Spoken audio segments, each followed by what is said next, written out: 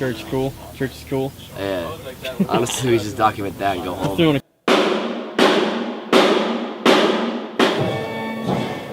video.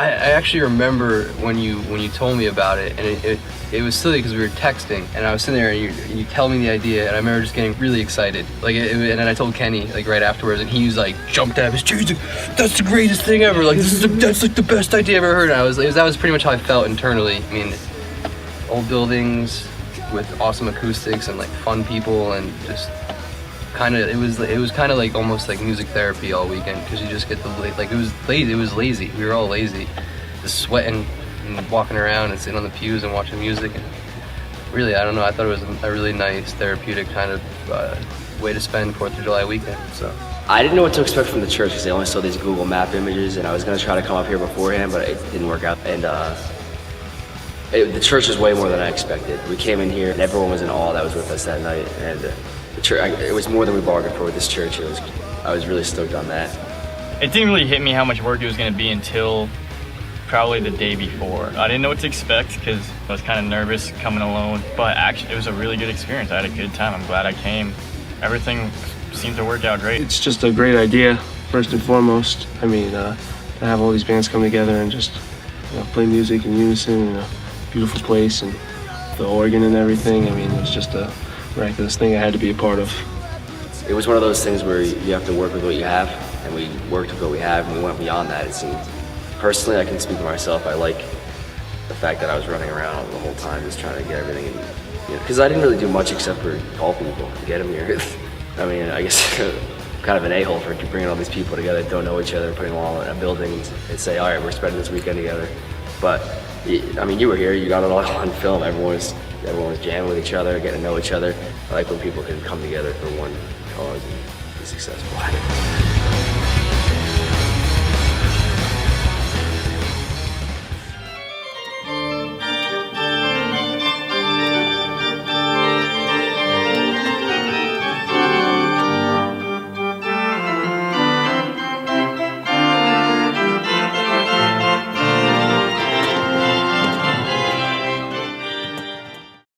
So, what are you painting? A new picture every time. It's brand new, right? Yeah, That's a good it's like one. a Jackson Pollock. It's a Jackson Pollock. You just throw shit. Yeah. Very messy. Very messy. Very messy. Met through mutual friends. But this was Ian's thing, way before. It was my baby, I guess, yeah. And she's just like a stepmom. So, Yeah. No, she came in. I was looking for a drummer forever, and things just didn't work out. And location helped. Mutual friends, music. She doesn't know how to play drums though either. That was like one of the main things. No preconceptions.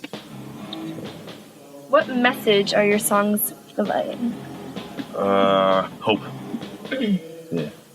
That's just wearing a Drop Dead t-shirt. I guess hope. Yeah, definitely. Yeah, but also the aspect of it being minimal. Minimal too. Yeah, simple. So Less is anyone more. can play Yeah, the simple. songs. Minimalism. Yeah.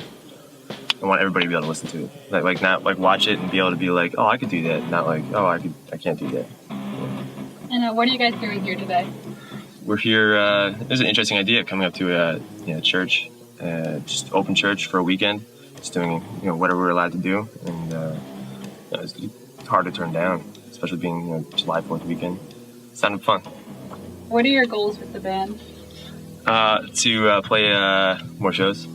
What do you do when you're not playing? Think about playing. Sleep. Yeah. I don't know how the set's gonna go because I'm so new at this. So the spontaneity part is it. That's the fun part. You have no idea what's gonna go. You kind of have an idea, but at the same time, no idea. Yeah. And Ian's a live wire, so you never know. Yeah, wow. Watch out. This is our second show. Yeah. And our fourth time ever playing together. Yeah. So do you guys do a lot of improvising? Yeah, pretty much. Yeah. Yeah, you don't want it to turn out that way. You want to play perfectly every time, but it doesn't happen that way. I couldn't hear myself today, but I just do what you gotta do. And it's so hot in here. Do you guys have anything to confess? I haven't been to church in 15 years, but There's still hope. Yeah.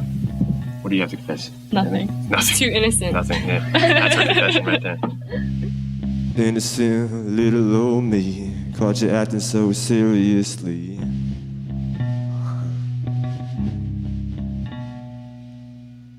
Am I wasting away my time, or is time here to waste away my mind?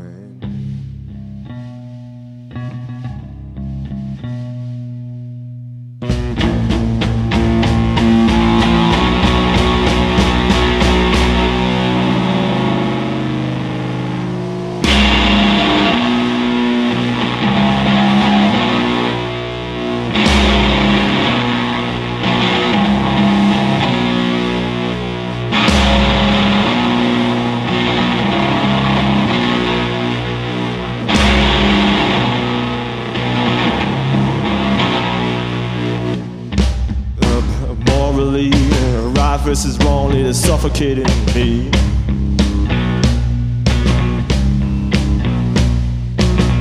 Wanna raise so that I can be attracted to the things I believe I need.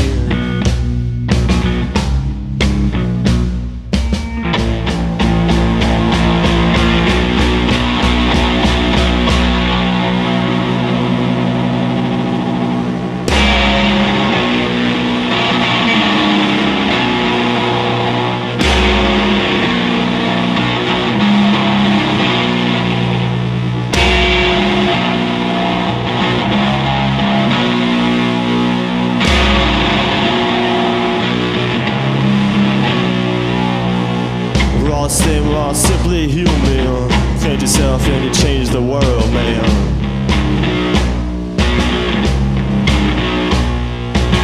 Satisfaction will make you scream. It's a myth, it's like the American dream.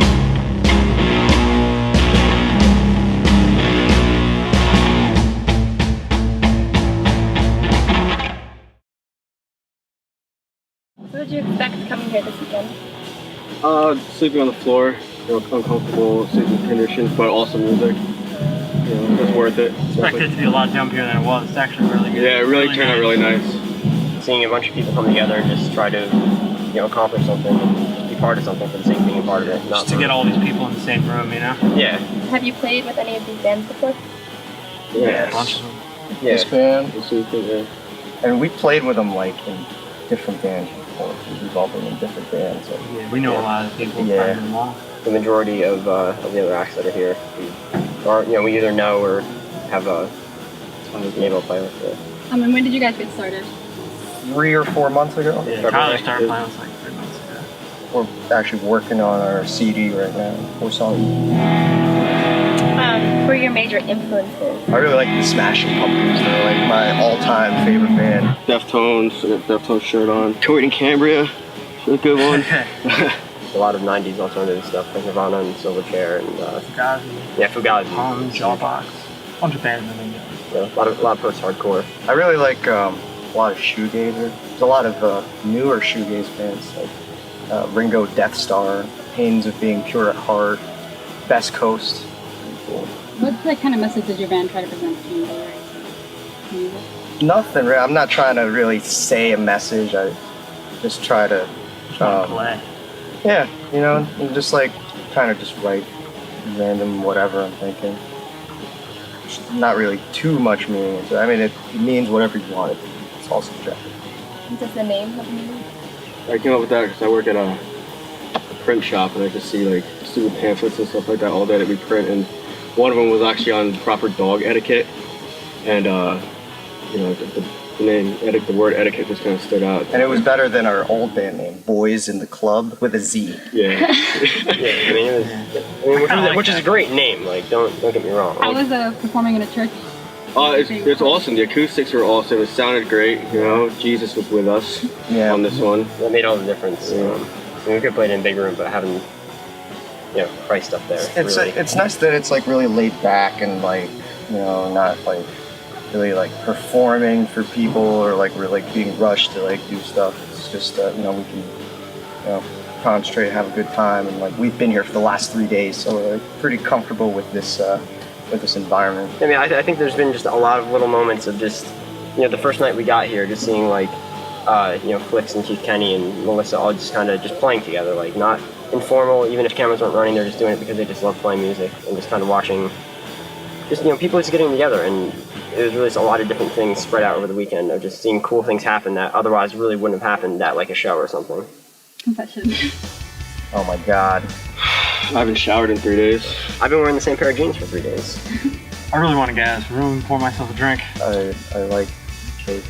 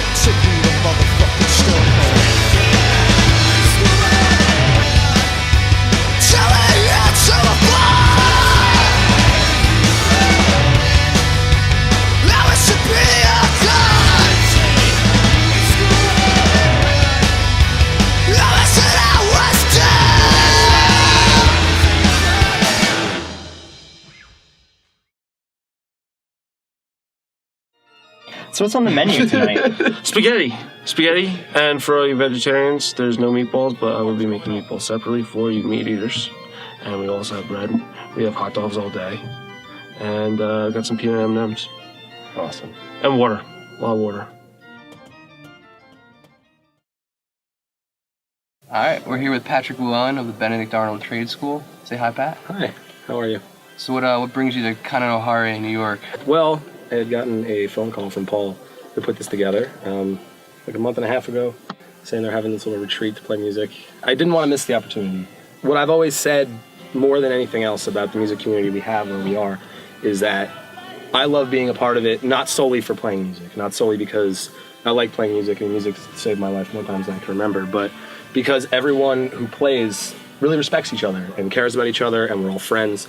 And to come to a thing like this and have this kind of experience with everybody for a weekend is something that there's no way in hell I would have passed up. I probably would have came even if I wasn't playing at all. And how long have you been playing music, like guitar, like I guess specifically, but if you have played other instruments? I mean, I started with trumpet.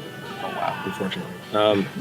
In 4th grade. I started playing guitar in like 6th grade. I've been in bands since freshman year of high school. My first band was a ska band, don't judge me. Then I was in Waiting for Sunset. So that was more like a screamo kind of band. After that, I just decided to start writing my own stuff. And it just started coming out, folky kind of punk thing. But we experiment with swing, dance music, more bluegrassy kind of stuff. There's some songs I play banjo on. I heard you recently recorded a rock opera. Yeah, The Baker's Zoology. Yeah, it's a rock opera. It's, sort of. It's more of a bunch of song suites that tie together, and there's a bunch of musical themes and stories that seem disjointed that all become one story at the end. How did Benedict Arnold Trade School form? It formed, the guy who plays drums, Jake Egan, he's been in every band I've ever been in. We met I joined that ska band, he was in it. He was playing with me, and then our friend Joe, who's in another band with Jake and Joe called The Human Era, and Joe, has been playing with me since 2006, and then Scotty, we just picked up when our other guitarist moved last April.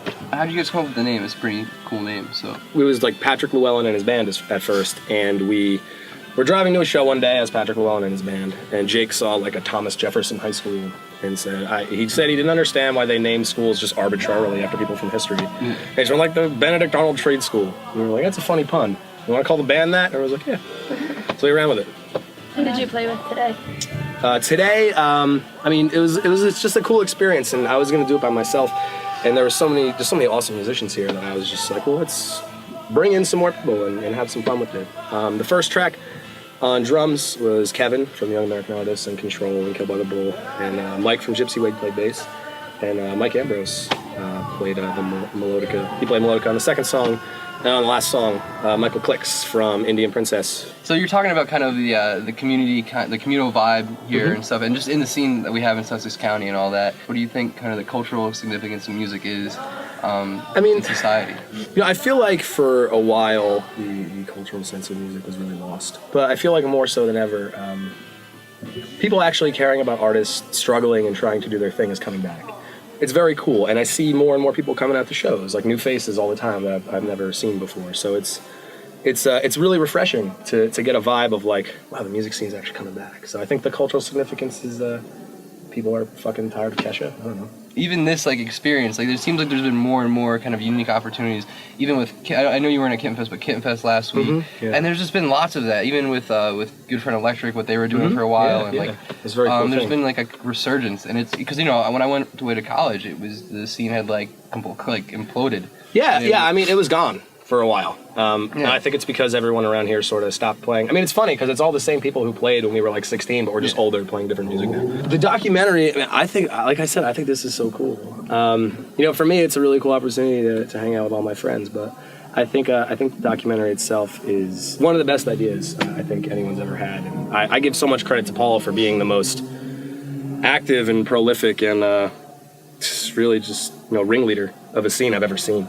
I thank him so much for doing it. I think it's just a fantastic weekend, fantastic idea. So you're in a confessional booth. Do you have any confessions to make? Look, confession, I'm really bad at relationships. So I'm single, but it probably won't work out. But tired of dark thoughts in the ocean of my mind, till I'm swept away in the undertow, where once you go, you never come back. When it's crazy that you've gone, in control that you lack, manipulation is such a simple game. When you're lost in the undertow. Well, I authored the book of our disaster, though it often feels plagiarized. Well, I swore it the truth when I said it's you that I'm after. Well, that's that story summarized. Well, I couldn't stop speaking all the words I was saying when I got under your skin. Well, that meant more to me than keeping you happy. Well, I just couldn't let you in. So I spit all my venom until it formed a river, and you're swept away in the undertow, where once you go, you never come back. When it's crazy that you've gone, in control that you lack, cover self-loving with pointing all the blame. When you're lost in the undertow. Well, I sincerely tried to keep you from all you wanted.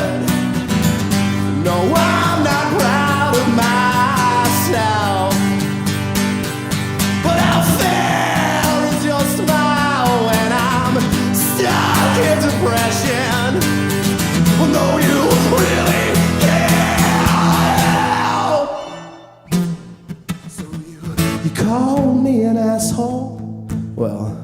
I was being an asshole. I was swept away in the undertow, where once I go, I'll never come back.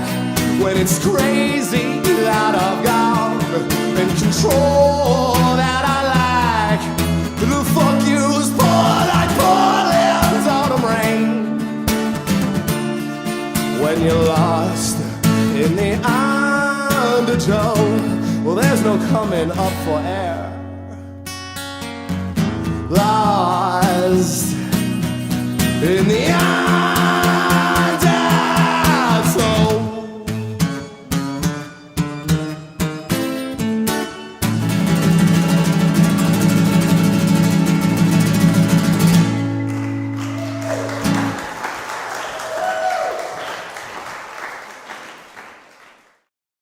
All right, so you guys are actually you're 4 guys, but 3 bands, right? So could you name the bands for everyone? Okay. Well, us 2 guys are in Please Exist. All right. And the 3 of us are in Sushin. And Hides a Well. Hides a Well. Yeah. So how did you guys all meet? Like, did you grew up together, or work together, or went to school? Me and John grew up together. We met in 4th grade. Yeah. And then we met Ralph from acquaintances. Because I thought they were cool. And we thought he was cool. We met Ralph at shows. We saw his band, the Numbskulls. Yeah, at a show that we played at too. And then I met Music Theory. Brian at CCM. County College. Somebody thought it would be a good idea for me to go get an education. Yeah. And it turned out what happened? Yeah, it was a good idea. So how long have you guys kind of been playing music together? Well, we've been playing together in a couple other bands in the past. So probably about 10 years. Probably around 2000, 2001. Oh wow. We just kept shedding layers off. At first we had a keyboard player and a bass player, and then we had a bass player, and now we don't even have that anymore. Well, me and John have been playing music since we were, like kids. Well over that now. Probably more like 14 years. I don't know. Since we were like 17, 16. Maybe even earlier. Yeah. I really want to count stupid. Since we're in our late 40s at this point. It's really been a long time. Brian has been playing like 2008? Yeah. 2007, no, earlier than that. Yeah. 2007? No, it's like 2006. Really? Yeah. We recorded Fall. Yeah, and like you were, Brian was actually in Sushin before John. Oh yeah, that's right. Figure that one out. Unless you count that show years ago. Oh yeah, well Ned didn't show up. It was like, where's Ned at? Explain the name, like how you guys came up with the names. I guess we'll start with Please Exist again, since you guys are right to my left. It was a poem I wrote at the time. I wrote it about love, but then the more I thought about it, I was being sad. Yeah. And then what about how did Sushin kind of manifest itself as a name? I was a senior in high school at Morris Knowles High School in Denville, New Jersey. I was like pretty much just like listening to weird music with my art teacher. It was cool. And I was like, she's like, oh, you should do like you should record some music and do like a little EP thing for like a project for your like main project at the end of the year. So I did that, and thesis, if you will. Yeah, it would be like my deal, you know. So I was like, yeah, all right. So I needed a name. So I was watching MTV like you do, and Moby was talking about Kurt Cobain, who I love. And I think all of you do as well.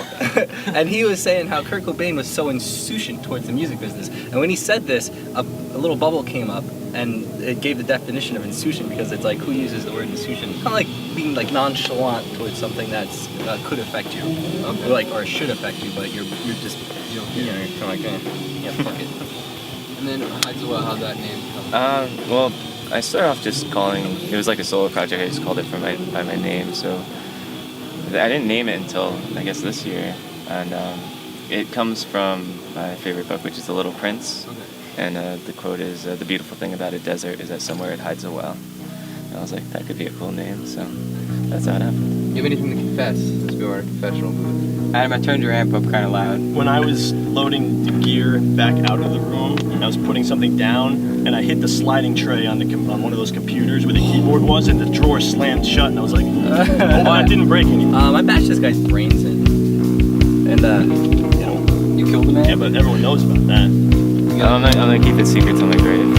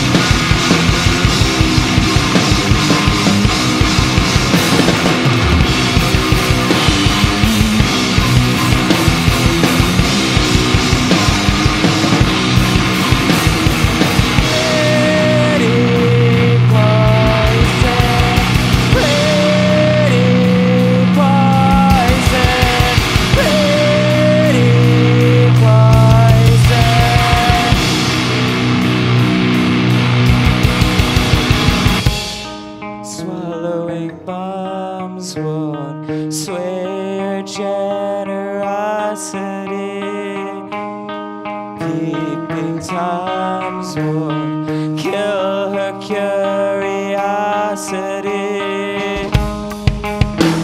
And who am I to say that they should have melted your iron armor and seen your glowing good?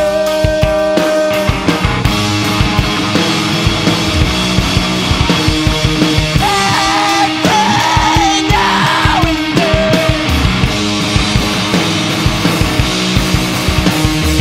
her devil's good. And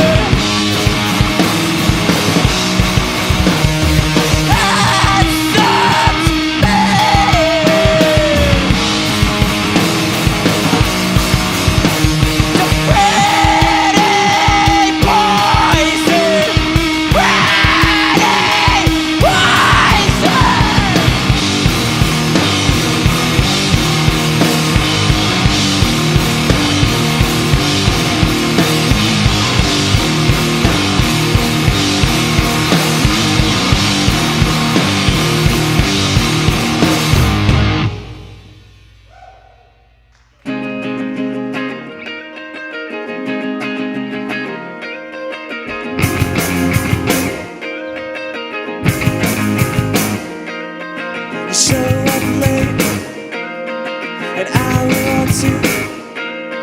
There's no excuse that they won't see through. So you punish them while smiling. Keep the makeup from running down your chin.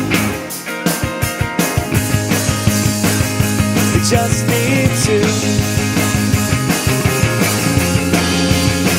get through the night. One step at a time. Then you wake up in the middle of the night. You can't get back to the dream you had. So you picture it in your head, but it's not enough to get back. You just need to get through the night. One step at a time. Thanks. All right, so we're here with the owner of the church, and the reason why we're all here, Eric Stroud. So how'd you acquire the church? Why'd you buy the church 3 hours away from your house? Well, I'm an organist, and one thing I always wanted was to have my own pipe organ in a great space. So how do you really do that? Well, you can't really buy an organ and put it in your house. It won't sound right, so you look for churches that go up for sale. And just by luck up here in New York, a lot of churches went up for sale because they closed. The Catholic Church closed them because the memberships came down. The price was right, and I felt it was worth driving 3 hours to come up and have a place like this where I could practice. Like a getaway, kind of? It's a getaway, yep. And were you a couple years ago, I remember in your basement, Eric's my neighbor, so I've been to his house, but in your basement you had a bunch of pipes. Were you going to try to build an organ? I was going to try, but it would never sound right.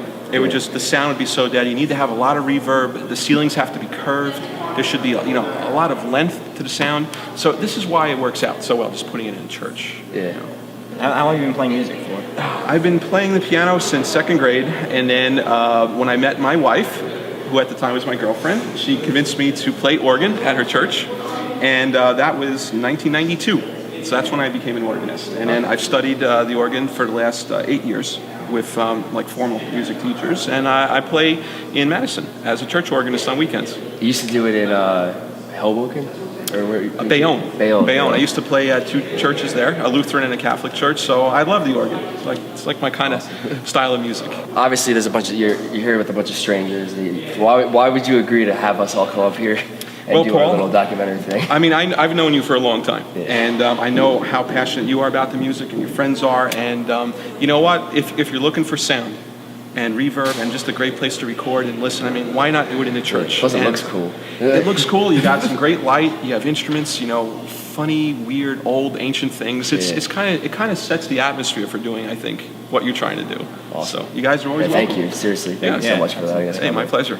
I overheard you talking before to some of my friends in the kitchen. You're working on a PhD right now? I am. You want to tell us more about that? Well, I'm also a chemist.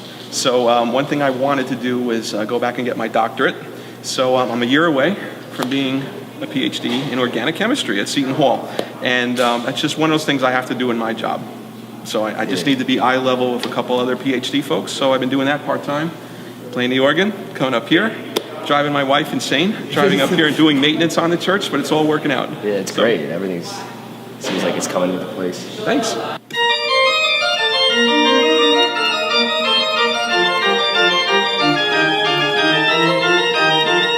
The fun part's coming up.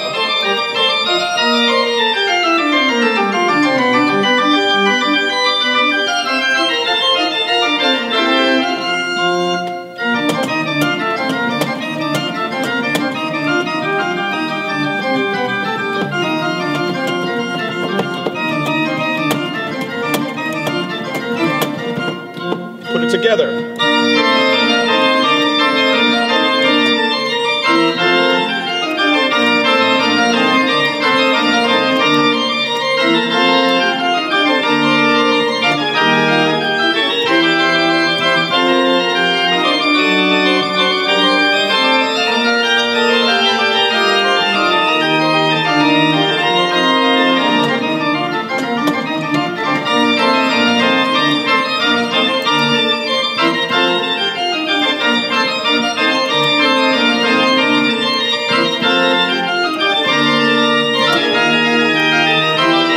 Perfect.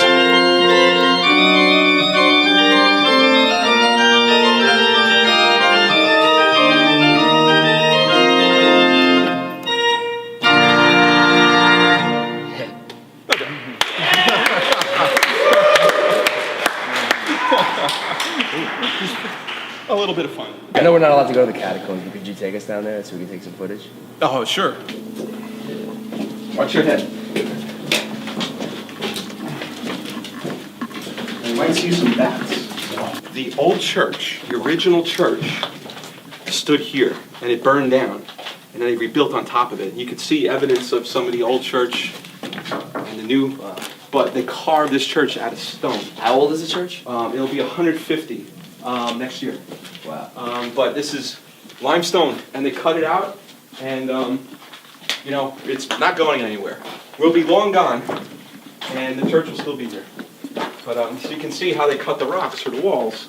They quarried it and cut it into those shapes like that, and they stacked them up. And that's it. Let's see. These two things, these are the old blowers for the first organ and the second organ in the church, which were way before my time. But that's what they look like. And it blew all the way upstairs, which was crazy because it's sucking damp air, blowing it up into the pipes. They weren't too smart back then, I guess. But the blower now is upstairs, so you can't even hear it. I found this just a couple months ago. Behind this wall is another room. Really? I put my hand behind it. There's a whole other room behind this wall. I don't know why they sealed it off, but it's the area under the foyer, the narthex, where you come in the front door. Really? There's a whole room behind this. The cast of Amontillado. It could be. Yep, it could be. Stuff going on. Fortunato could be right behind there. The stairs are very, very weak, so just go one person at a time. Oh, we're back in here. Okay. That's it. Okay. Seriously though. First question, Evan. What's your secret? How'd you get so big? I ate all of my vegetables, and even the bad ones. Even the ones that suck. I ate don't those think too. any of them are bad. No, I didn't drink coffee until I was about like 19. So that's the secret? Yeah. Not drinking coffee? It didn't stunt my growth. And I didn't smoke cigarettes either, so. Well, first of all, how did you guys meet each other? What's the backstory on your personal connection to one another? Me and John were in a band called Bird Screams. That And then Mike joined Maybe you've heard of the them. and then Mike joined the band and quit. But while we were in the band, we were like, let's start another band. Maybe we should call it Gypsy Wig. How'd you guys come up with the name Gypsy Wig? I think it was like we were at a Halloween store or something. It was like, oh, Madonna wig, whatever wig, Gypsy Wig. Yeah, I was kind of curious as well, so. I don't really know either. Evan definitely came up with it. So but that was our plan. We were like, he was like, "Do you want to start a band called Gypsy Wig?" Sure. Yep. How'd you guys meet as people, not as musicians? Because I doubt that you guys met in birth screen. It's not like you. Me and John went to like sister high schools, like down the road from each other. Oh, okay. So. No, and then our guitar player quit, and then the same dude who told him to go to the show was like, "Hey, you should ask this Mike Taddeo guy to be in your band. He's like really cool." And then we asked him. And then he quit. And then he played for a little bit, and we were too serious. And then I quit, and then I was like, oh, they're never gonna be friends with me again. Hey, what brings you guys out today for this documentary? The camaraderie. Freaky Weekend. The Freaky Weekend. That's what you called it. How was it recording in the church? It was pretty fun. Yeah. It's a lot hotter than I expected. We almost brought a fan, and then Mike was like, there's no room. There's no room. There was no room. We were gonna bring this How did you guys pick the songs that you were going to be recorded? The songs that we played, the reason we played them is because we don't have any recordings of them. We recorded some other songs. So it was like, yeah, exactly. Yeah, so we figured, what the hell, Now, how is it playing in front of a giant stained glass portrayal of Jesus Christ? How does that feel? Inspiring? Yeah. I think inspiring is the word. I felt it. Motivating. Yeah. I would say, I'm just a big fan of stained glass in general. Yeah. Personal hobbies outside of music. They've been asking that one all day. So. Sex? Basketball? Oh, that's a big unified hobby, basketball. Before we get too sweaty, I think we have one more question. Sure. And the important we're in this questions. room, you guys have any confessions? Or did you each have to make a confession? We drank a beer under the bridge. Oh, okay. Oh, yeah. That was pretty Okay. That's 7 Hail Marys, guys.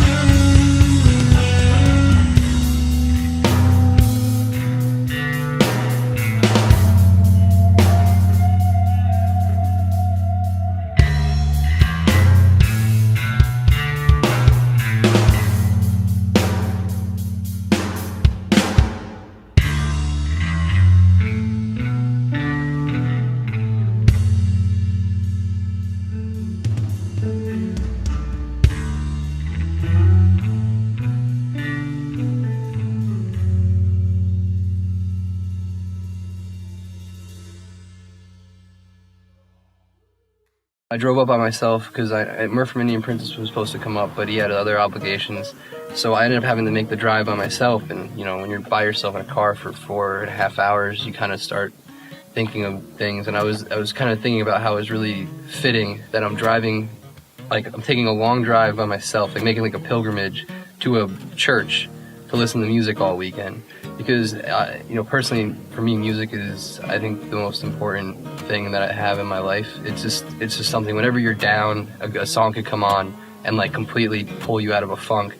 It, like, unifies people, and it unifies people of varying backgrounds and ethnicities. There's no, like, you look at certain religions, there's kind of, they're exclusive in some regard, where music isn't exclusive. If you like the same organized sounds, then you can find a common bond over that and make friends who you might not have never made if they weren't at a show or if they didn't, you know, like the same band you like. So, like, pretty much everyone I knew was here this weekend. I wouldn't know any of them if it wasn't playing music. And it's really cool when people kind of come together and like preserve it and make sure there's like places for it or there's just an outlet for it. Yeah. So I mean, this place is a great outlet. It's like it's really mind blowing in terms of that your neighbor Eric was just kind of like let us come up here. But yeah, no, I mean, that's the thing. I mean, I think this music's the most powerful thing on earth and the greatest unifier and best therapy, so it's kind of fitting to do it in a place that used to be the kind of the other side of it, like the spiritual, whatever, wow, I'm like starting to... It's starting to get hot. Yeah, you know, We're Trois Chaud. I'm Michael Ambrose. I'm Erin Hayes. Colleen Crowley. All right. So how did you guys meet? Like, not like, you know, form the band, but just personally. Like, how did you guys run into each other? Well, Mike and I met at Hamilton Street Cafe and Stage. Okay. He was running sound and I was working in the cafe. And you were offering free beverages for life to anyone who would allow you to cut their hair into a mullet or a mohawk. And then I met Erin at a show. But I met Michael Ambrose first, I think. Oh, okay. I believe. Probably. From shows. From shows, yeah. Shows. I don't really met in the land of music. Yeah. Music. Yeah. Was it fitting? So when did Les Trois Chaud become a band? April of last year. Yeah. And I wasn't meant to be your drummer. No, you weren't. Yeah. It was really funny because we were supposed to have... I don't even remember who we were going to ask. It was you, me, Jeff Erg. Jeff Erg wanted to drum, that's right. And Chris Lanz. And there was a miscommunication and Erin Erin showed up on... I showed up early. Yeah, 1 week early. 1 week and 10 minutes early. Yes, 1 week and 10 minutes early. We're precise in this band. Yeah, so you guys just asked me to sit behind the kit. And I was like, whatever. Yeah, we were just going to jam and Colleen was there and she was doing really well with drums, so we said, what the hell? It worked. And what were you doing, I guess, before Les Trois Chaud, like musically? What was your previous project, I guess? Most recently I was playing in a blues band to make a few bucks before that. But I got burnt out on music, so I figured if music is gonna suck, I may as well make money doing it. It's horrible. It's really sad. But. And I was playing in a band called Pumpkin Love, and we still have secret shows every now and then. Yeah. So. Oh God, we were in a lot. Well, you were in a lot of bands before that, but let's not get into that. No, let's not get into that. I was in several bands before that too, but most recently, I guess it was Full Fancy, and then now I'm in this band and another band called Sun Puddles, which I play drums and guitar. But we were all in a band together once before. We were. Yeah, we were in the Kinetics. We were the Kinetics. We played one show. On my birthday. On your birthday, and we broke up because I quit and went on tour. How did the name happen? Because, you know, it's foreign. Should we let this out? Should we? I don't know. You're in the confession booth. It was a big joke, really. We wanted the most pretentious band name of all time. Yeah. And we're like, what's more pretentious than? Well, it's got to be. It has to be French. It has to be French. Hard to pronounce. And it has to proclaim how great we are in some ways. We were like, well, how do you say we're sexy? So how do you say hot in French? We're like chaud. And I'm like, well, there's three of us, so. Les Trois Chaud. It just started as a joke, and it just stuck. Hotties, pretty much. The hot three. Yeah. Hot three. Yep. Yeah, but it was, we just had some laughs with it, and it stuck. Yeah. Now, obviously, that leads to some mispronunciation. What's your favorite? It's the kind Twat of Show. Yeah. The Twat Show. That's my favorite. Outside of music, what are your hobbies? Your personal hobbies? People hobbies. I don't know what I do. I just finished art school. I do printmaking and artist book making, and Yeah, that's probably my biggest thing next to music and writing. I'm writing a crappy science fiction novel and Intentionally crappy. intentionally crappy, yeah, and a non-intentionally maybe crappy, perhaps good musical. I crochet. What does pay the bills for you guys right now? What are your real jobs? I am the stage manager and head of promo at the Stanhope House, a live music venue in Stanhope, New Jersey. I do meeting planning at a medical device company called Integra. I do like trade shows at our, national sales meeting, summer sales meeting. I work for the man. Oh. Damn the man! That's all you Save need the to know. empire. Do you guys have anything to confess? Any confessions that you want to make? I really, really love ska. I really God, do. I love he does. ska. It's not a lot. I'm pretty boring. All right. I really severely dislike most medieval times actors and, like the Renaissance fair people. Yeah. I severely dislike any sort of medieval time. You got no tears left, but you just can't stop shaking. When the vultures eat out your heart, that wasn't theirs for the taking. They work their 9 to 5, they found without a fight. You're pushing coffee and hoping to be out by midnight. They work their 9 to 5, they found without a fight. You're pushing coffee and hoping to be out by midnight. When old class days come by, with all that ducks in a row, it's still a shitty job with no place to go. They work their 9 to 5, they found without a fight.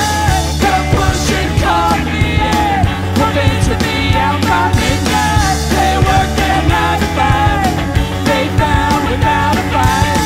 You're pushing coffee and hoping to be out by midnight.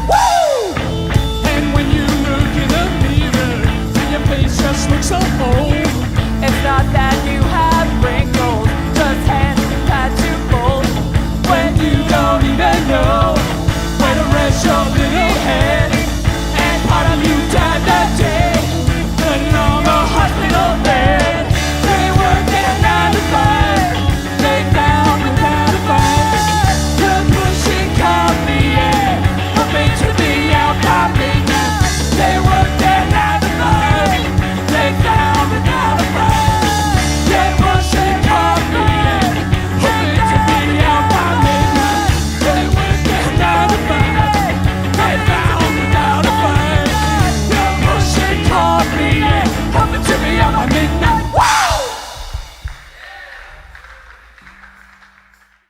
Describe your music to us. You ever see Jurassic Park? The scene where he's getting bitten off the toilet. That's it. That's it. There's a lot of violence. Violence and mirrors. They like to make a scene so it looks like there's more violence that's happening than actually is happening because of the mirrors. Do you find it hard keeping interested in your own music? I mean, if we did, we'd probably break up or something. I don't know. How is it recording in a church? It's interesting. I thought we were gonna have a lot more reverb nightmares to deal with. The recordings are coming out awesome, and I think it was our best vocal performance because we were able to hear ourselves really well. What about the setup with microphones and stuff? Is it the same as recording in a regular location? For the most part, yeah. Pretty much. It's pretty standard, except usually you don't have a microphone 30 feet in the air in the back, taking the whole room in. So usually recording in a small space. How do you create the atmosphere for your section? Why do you guys do that? I think just from seeing some acts play that I look up to, seeing them do a full light show and stuff, just they'd be fine with just the music and playing, in bright lights, but the light show just I think adds something else that it could allow people to get even more lost in the music. I think that and a lot of with the way we are in this kind of time period, everything is visual stimulus anyway. What are your major influences musically? Everything is growing up around music my whole life. Living. And I don't know if you want to get specific bands. I think in our sound, we get a lot of people comparing us to Frank Zappa and Mars Volta. Is there a meaning behind the name Japanic Attack? We get some interesting reactions from when people ask what's your band's name, and they're usually some people will laugh, some people, but I think it's pretty memorable for some reason. Maybe it's too offensive. Yeah, I don't know. I feel it fits the music. Like everything is very kind of frenetic, you know, like right there in your face. What do you hope people to take away from your music? Scars. Diseases. Mental breakdowns. What do you think of this whole church experience that all put together? Religious. Absolutely religious. This is my religion. I think it's great. Seeing, for me, seeing a lot of old faces who I haven't seen in a couple of years in their new bands, and they've gotten even better. And it's like great to see everyone all together and stay pretty positive. And like, I think I saw some awesome music all weekend. Yeah. From the moment the thing opened up, it was just great music. Yeah, I wasn't expecting this giant church, how big it is. I thought we were going to walk in this little rinky-dink. Little bow-dinkle thing, yeah. Nothing worth a damn, but now we this walk in, church it's like... It's like 150 years old almost. It's just right, too, because I played in churches before. I played in church in Brooklyn, and it was humongous, and it was just way too much, like, reverb and, like, reflections everywhere. This is, like, the perfect size church. That's any bigger and better than you. Confess. I ate James' donut. I dropped my donut on the floor. In the middle of the night, I hid all the hot dogs for myself, but then I felt bad and put them back in the fridge.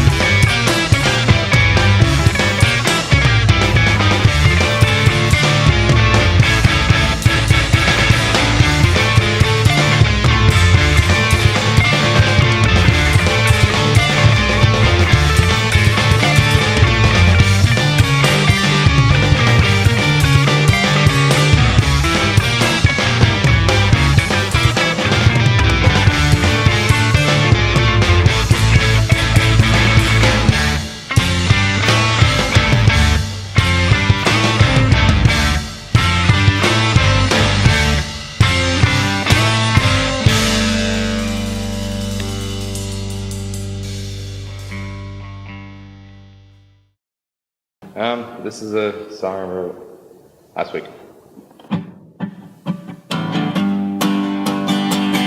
Oh, I want a big brick house, dream of blue and gold.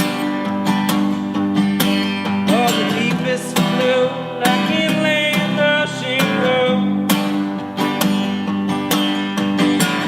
Like the eyes of the old Victorian gold.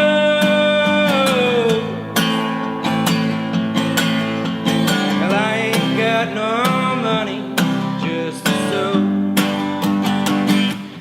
And it's a lifelong vow, putting the heels in the ground. Just can't let no devil occupy your home. Just can't let no devil occupy your home. Meet you down where the aquifers go, where the water gap, Delaware's great hope. Old Mine Road, Appalachian Trail, and I echo. Maybe there our feet may finally find the road. And it's a lifelong vow, putting the heels in the ground. Just can't let no devil occupy your home. Just can't let no devil occupy your home.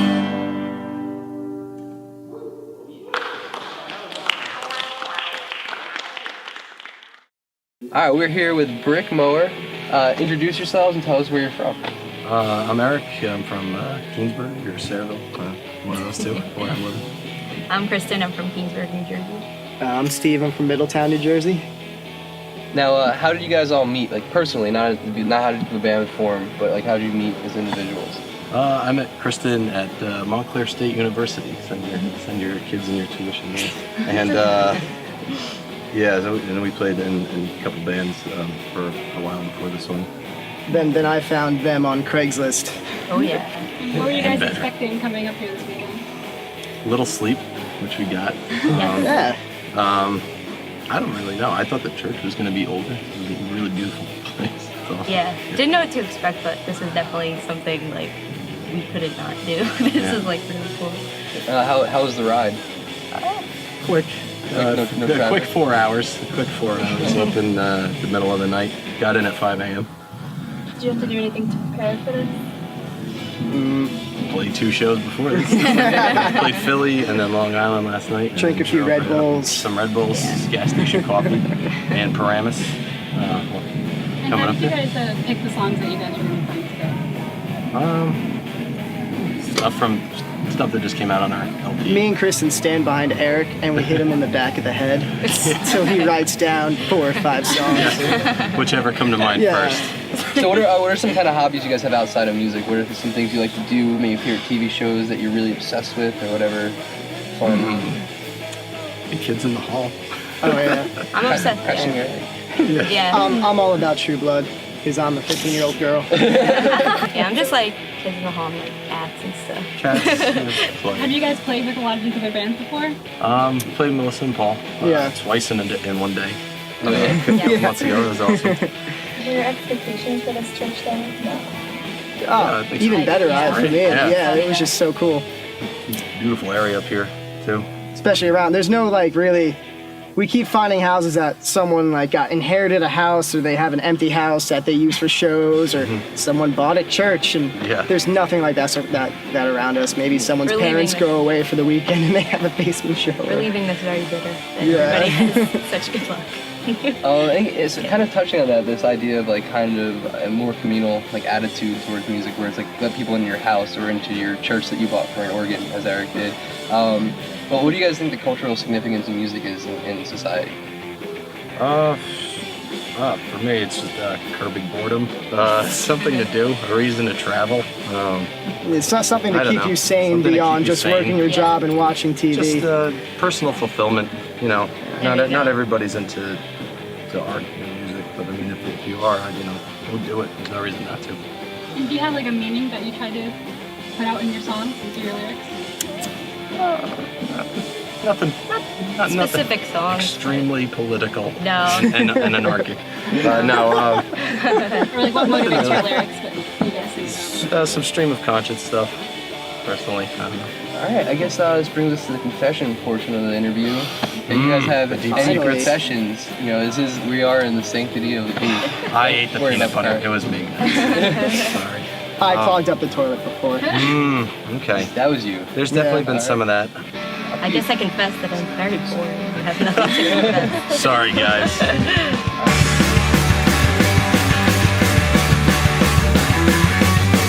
Walking around on 2 hours sleep, and I swear that the demons are real. Pulled a shot from a full cup of coffee. The madcap laughs right behind me, and I'm just fishing for change. The memory bank all tied up. The arrow walks towards the soles of my shoes. The madcap laughs right behind me, and I will just say shut up. 'Cause you know you're so fat. When the doubts are down, then you won't turn around. There's nothing to see right behind me. You know there's nothing to see right behind me. You know there's nothing to see right behind me.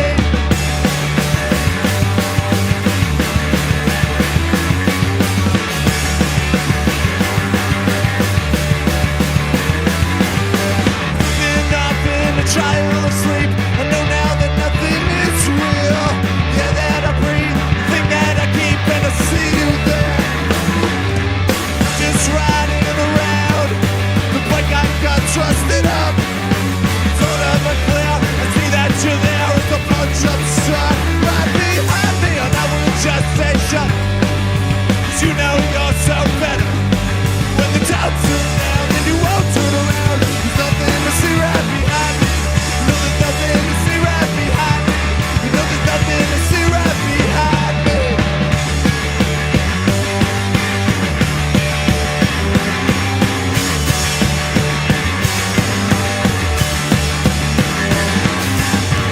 Just say shut up, 'cause you know you're so fed up. But when the doubts turn down, then you won't turn around. There's nothing to see right behind me. You know there's nothing to see right behind me. You know there's nothing to see right behind me.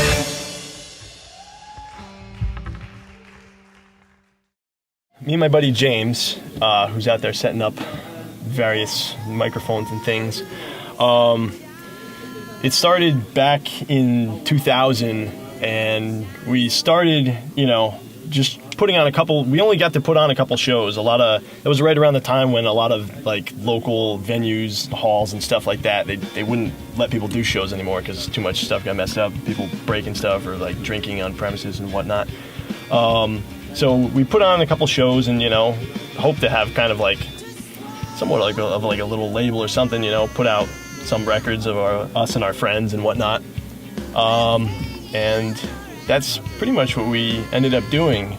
We started with a compilation that was a cassette tape with four bands that were our friends, and then subsequent releases were, of those individual bands, and then, it's kind of just continued on the same way. We tried to keep everything very DIY and, low cost and whatnot, so it wasn't like, hey, we got our CD, it's $35. But, I don't know. So it's still ongoing. We've been working on the latest volume of like a compilation. It's actually only the third one, because there's been a large span of time has passed since the second one came out. That was probably like 2003 or something like that. I graduated. Yeah, but yeah, now that's what's coming out next. There's gonna be 2 CDs with 30 different bands on them. Most of the songs are exclusive to the comp. Yeah, most of them are exclusive to the comp, which is very cool. And the other ones that aren't, I mean, some stuff came up last minute for some of the people that couldn't do it, but I mean, I was excited just to have them on board, just because now was I think a great time where a lot of people are just doing a lot of awesome stuff, making a lot of awesome art and a lot of awesome music. And You know, it was just time for another compilation, but this time we just reached out to, you know, people that weren't our immediate friends, and we're like, yes, that's why it expanded so much. And I don't know, I'm really excited about it. I'm excited about what everyone's doing locally and whatnot. Same here. Yeah. Is there anything that's going on right now with the music around you that bothers you? I think something that's bothered me for like a long time was just that there was a lack of teamwork or camaraderie, if you will, amongst like local bands and things like that. I guess there was just a lack of like positivity, and that's something that still bothers me now. Sometimes when like, you know, when people have like serious attitude problems, and it's like, you know, F this band, F that band, or, you know, whatever. When really, I mean, as you know, we can see at this event here, it's just like a whole bunch of people like coming together, working together to like make something really cool. And it's like, I think if, you know, everyone put forth a little effort, it's like, you know, there would be a lot more, you know, cool records coming out, a lot more shows, a lot more like whatever that aren't exactly. Do you have any confessions? No, I can't do that. That's good. I can't do that. How long have you been playing together? Since October. Yeah, so is that 6 months, 7 months? Do you have like a general message you try to put out in your songs? No. Or like what's like kind of like motivation behind some of your lyrics? They just kind of happen. Like for me, like writing's really like therapeutic, and I won't be thinking about anything. I'll just start writing, and it makes sense after the fact. Usually it's about getting normal and like, you know, wanting to feel good. Work.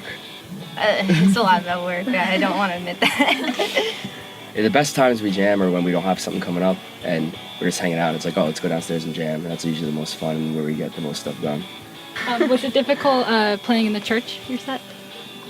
Yes. I thought it was difficult. I couldn't. It was hard. The tempos were all over the place. You'll see. Because you have to like lock into the right. You either hear the reverb, or I was trying to watch your fingers, really. Oh, really? Yeah. Is it easy keeping interested in your own music?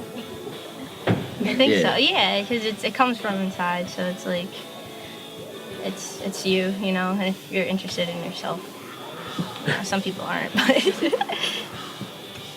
how and why did you choose the songs that you played today? I thought of them because they were really like airy, and I thought they would sound awesome in the church, like really slow, like everything that you hit, like just. Yeah, we don't like the fast songs. Really, I think would have kind of got lost as far as like while you're sitting there. Yeah, it would have been like really a lot of noise. What are your goals with the band? Well, to tour Europe and the West Coast one day. Awesome. Right? Yeah. We talked about it. Wait, hold on. We're going on a 29-day tour in August, but that's all East Coast, and it's gonna be a star. So we still want to do it after that. Oh no! I know the biggest goal. We want to play Webster Hall one day. It's like the coolest place. Yeah. Just to play with our favorite bands. Like my friends got a chance to play with their favorite bands. It must be an awesome thing. But I mean, if it happens, it happens. If not, I think we can keep it going. Like we both work, so it's not like we're banking on it, but we have, you know, we do it. It takes up a lot of our time, so just to do a lot, do as much as we can with it. Invest something. Okay.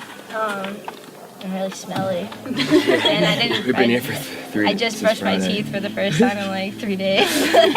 I don't know. I've been to a confession booth before, and I am confirmed, but I don't really stick with that. This is the longest I've ever spent in a church. How's that? When you walk down the path, the clouds turn gray.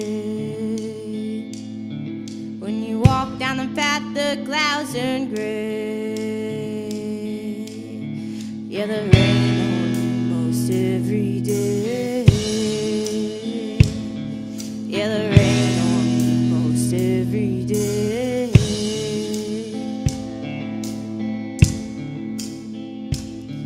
When you see the ice caps mile wide. When you see the ice caps mile wide. When you see them, you have 30 days to die. When you're dying, you don't have to try.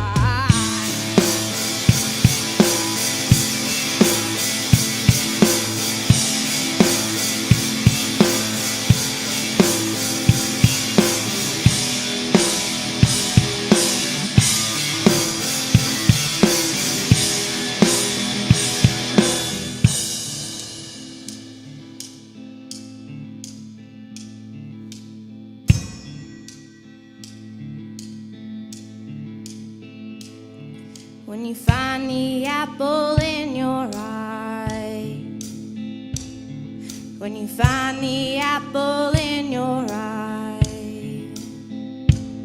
you have to try hard not to lose what you find. You have to try hard not to lose what you find.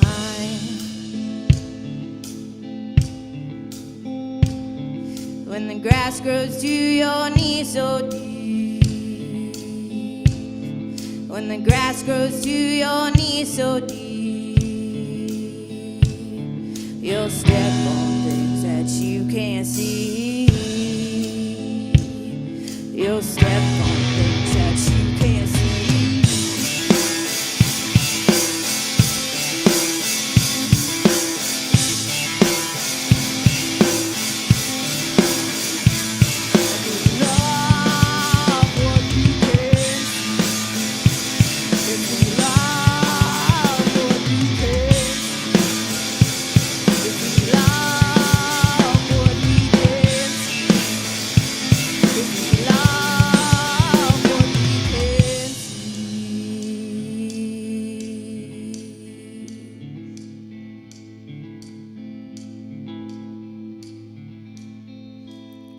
When your eyes are open, your mouth gets wide. When your eyes are open, your mouth gets wide. When they're open, you can feel inside. When they're open, you can feel inside.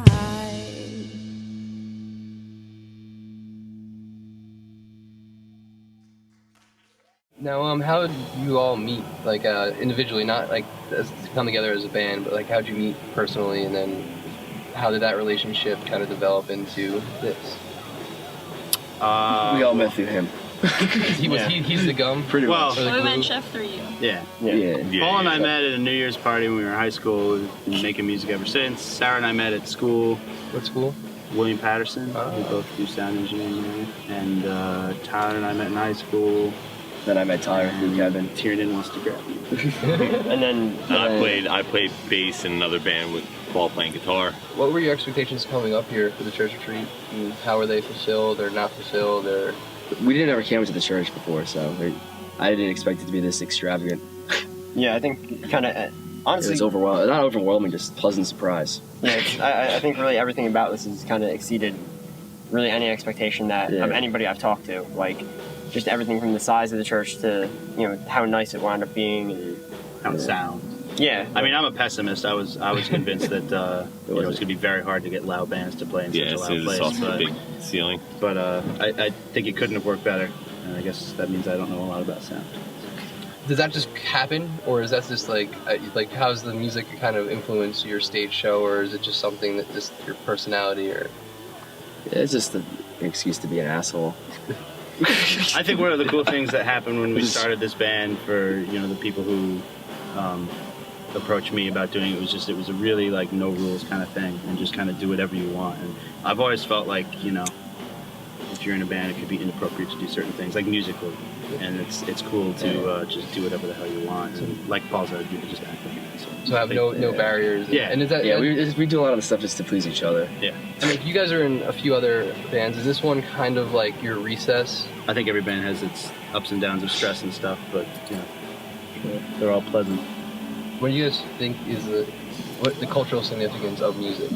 Obviously you're a heavier band, you're in like a different genre, but like overall, what do you think music does for people as an individual and as a society? Move them. For me, it's like it's everything. Like everything I think about, like it just keeps my mind busy. If I'm not thinking about music, I'm probably not thinking. There's been nothing in my life that's been more reliable or connecting than music. I think that it's way more important than anybody might realize or talk about. You know, and something like this, I think, is really, really great. And the way that it went off was so great because it was everybody kind of just blended into one kind of communal vibe. You know, there's lots of different kinds of music, heavy music, light music, all that kind of shit. But like, you know, I think it really blended into this one big, awesome thing where everybody was on the same plane and everybody was wanting the same thing. So, not to mention the amount of talent that was in this church this weekend. Some of the stuff all just came gathered at together one here, time. but- Yeah. I mean, even this guy is staring at people. I mean, it's just, you know, but just to, you know, music's even moving him at 9 months old. You know. What do you think is the difference between this experience, where your audience is other musicians entirely for the most part, rather than just music fans? To be fair, first though, I think a lot of our shows end up being just other musicians, so it's not that huge a leap for us. I was gonna say that, like, touching on something Paul said earlier, like, we do this a lot for ourselves, and that, you know, not in a dick way at all, not like we're like consciously trying to ignore everybody or something, but I think we really try and focus on what is rewarding as a group of 5 people. And so to me, doing this in terms of that was not very different, and I think that's important because that's one of the things that was like important about this band, is just to do stuff that we all really, really get into. And I was more so worried about it like in the opposite direction, like it would be hard to get that vibe happening, but it totally happened, so I'm really happy. And I guess now brings us to the confession part of the interview. Any confessions that you guys have, either of the week from the weekend or life in general, that you wanna share, get off your chest? I felt like a dick getting a hotel, but then I showered and I immediately didn't feel like it. I never felt like I really like Dashboard Professional's first record. Ooh, I breathe your love and I sweat your love. I shake your love. I smell your love. And you snort your love. Inhale your love. Inject your love. You pray, you cry, all the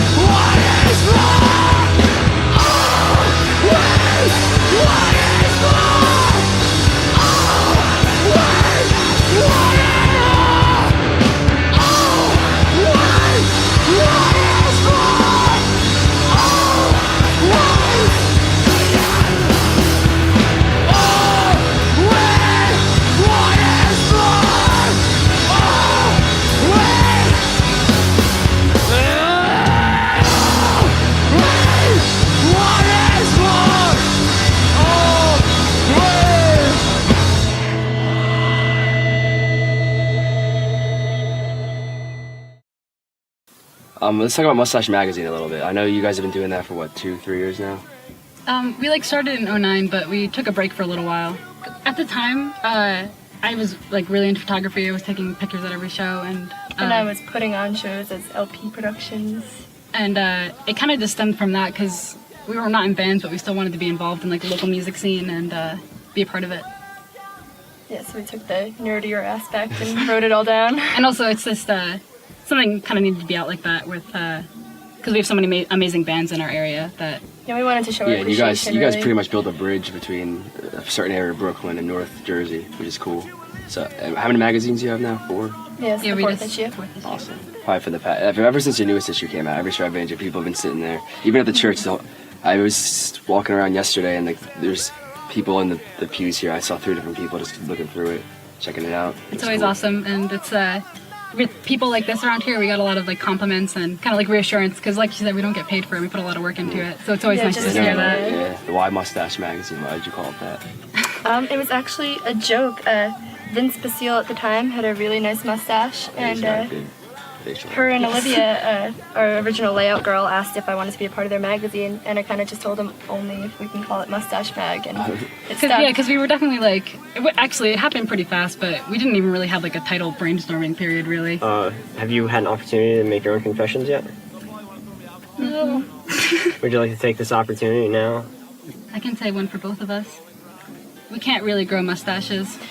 We're not really mustache girls. We try, and yeah, nothing happens. Yeah, so when did you get started with music? Because obviously we don't have to ask you where the band name came from. It's just your name. So. I started around 11. Started playing guitar around 11. When my dad used to come home from work and strum a couple chords and make up songs. He kind of pushed me along, to try to do it. At first I didn't want to play, but then I dove into it. And then you have a really kind of interesting style of playing. How did you get from just being an 11-year-old kid kind of fooling around with chords to basically using the guitar in its entirety, and then even incorporating the suitcase as a kick drum? When did that kind of that style of playing become your own? Well, it evolved from when I was real young. I started listening to metal bands really heavily in high school. So I only listened to heavy metal really, old Metallica and Pantera and Slayer and stuff. And I was pretty close-minded at the time. I didn't think I would ever like anything else. And I never really played acoustic guitar. I did, maybe with my dad a couple times, but for the most part it was just electric guitar, thrashing and learning lead guitar solos or whatever, and playing as fast as you can. Yeah, and just headbanging. You're right. And then I don't know, over the years, and then I got a little older and started in high school listening to Crosby, Stills, Nash and Young, and some of the older classic rock stuff, your Zeppelin, your Hendrix, and Black Sabbath, and those bands like that, and it kind of turned me onto this side of that there's an acoustic element involved. So, but what really changed my life was hearing Michael Hedges for the first time, who's a fingerstyle guitarist who, I don't know, he kind of paved the way for a lot of fingerstyle guitar players, but it was always about how do I make an acoustic guitar sound bigger or better, or, how do you get an acoustic instrument to fill up a room? And that was, reading some of the stuff that he had done. It was really I don't know, it made me want to do that. Yeah. And you obviously use the loop pedal and then have that kind of I guess helps build it, because you can kind of layer tracks and make it feel and especially with the kick drum or the suitcase of the kick drum, it kind of creates this one-man band. Did that come after this? You learned kind of fingerstyle playing, or? Well, there's been a lot of people who've done it in the past, and everyone has a different approach to it. I believe I saw a guy by the name of Jeff Lang. He was using they call it a stomp box. It's just a piece of plywood with a special mic under it. I've always loved suitcases, so the suitcase thing just kind of works the same. It's the same concept, so. Outside of music, what are some other hobbies or activities that you take part in? I love to hike. Hiking? Yeah, I love backpacking. You know, like getting in the woods and getting away from everything. And what do you think? I guess the cultural significance of music is in this world, crazy, wacky world we live in. To me, it's everything that ever is and ever will be. I think it's hugely significant to everybody. Yeah, that's why. In some way. In some way. What's your take on the idea that like music is a religion in a way? Or... It's always been my only take, really. Yeah. Kind of. I mean, it's the thing that makes me feel at peace. You know, it's the thing that makes me like really feel fulfilled at the end of the day, and that's what I think that religion does for a lot of people. How do you think this whole experience was? What are you going to gain from this experience? And the fact that you know, Paul was able to put this together and get so many different bands on board, and such a luckily he never had even been here. I mean, it's just a beautiful space to be in. But I think it's really rewarding just to know that you could stumble upon something like that just by doing what you love to do. And that means a lot. That means a lot to me, and I'm sure it means a lot to Paul, and I think at the end of the day he's going to be pretty happy with the outcome. And I still remember summer morning when we were both born to ride. Nowhere to see, nowhere to be. That's when life was life. But now I don't feel right without you by my side. I'll always cherish the time that we spent together.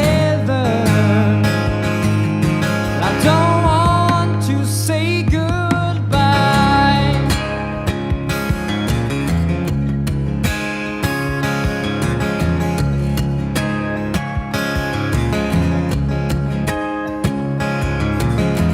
Now I hear people telling stories, but they did not know you like me. And I wish I could tell the people how good a guy could really be. Now I don't feel right without you by my side. But I'll always cherish the time that we spent together. I don't want to say goodbye. Lord, no.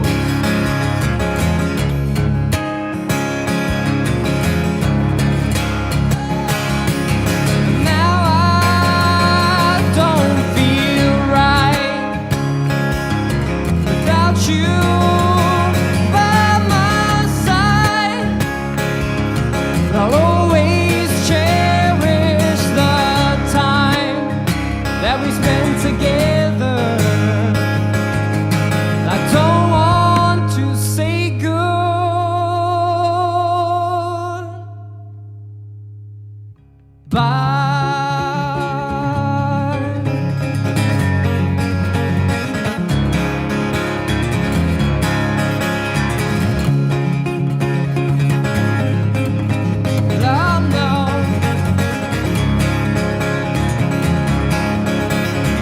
You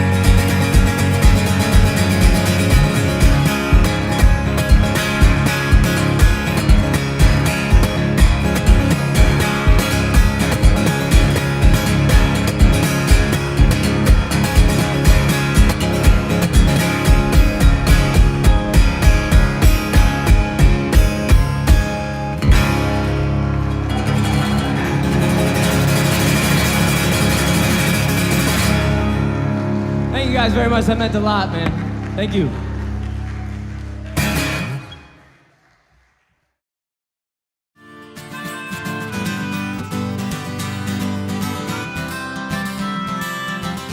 If everyone wasn't working together for the same thing, it would have been a disaster.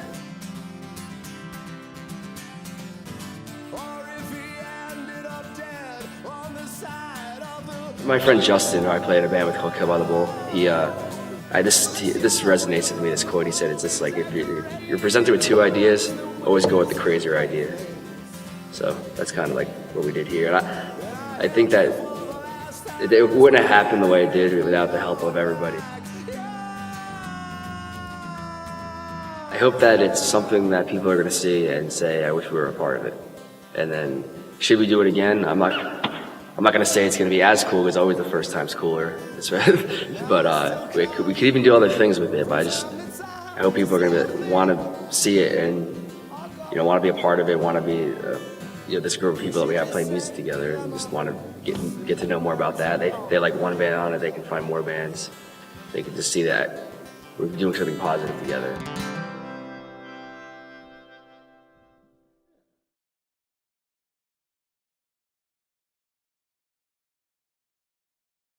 I said,